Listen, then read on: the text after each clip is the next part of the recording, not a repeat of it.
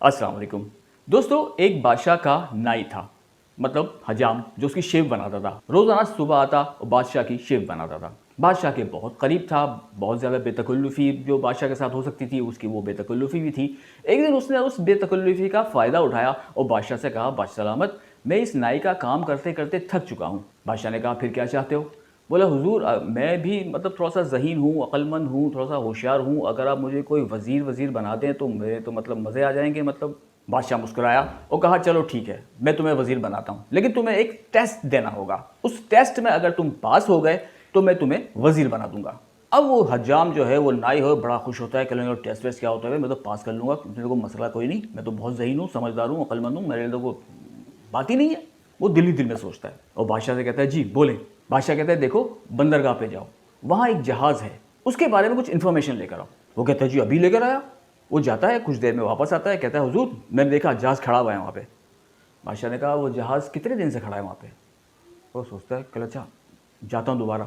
वो दोबारा जाता है, फिर वापस आता है, कहता है, हुजूर वो 2 दिन से वहाँ खड़ा है। बादशाह कहता है, अच्छा उसमें सामान क्या क्या है?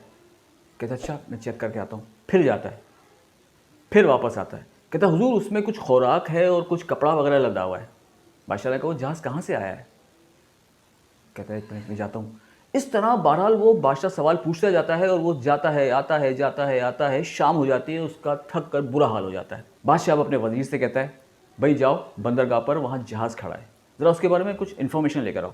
वज़ीर जाता है बंदरगाह पर और थोड़ी देर में वापस आ जाता है, कहता है, हुजूर जहाज़ खड़ा हुआ है और जहाज़ ये 2 दिन से आया है, ये आया है मुल्क शाम से, उसके अंदर खुराक और कपड़े लदे हुए हैं, ये 3-4 दिन यहाँ पर क़याम करेगा, इसके बाद यहाँ से इसमें कुछ सामान लादा जाएगा और ये जहाज़ जाएगा ईरान।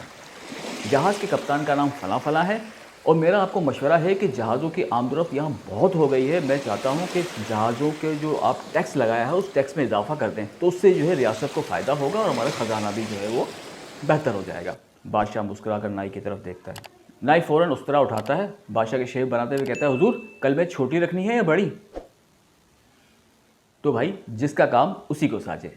हर काम हर आदमी नहीं कर सकता और हर काम हर आदमी के करने का भी नहीं होता।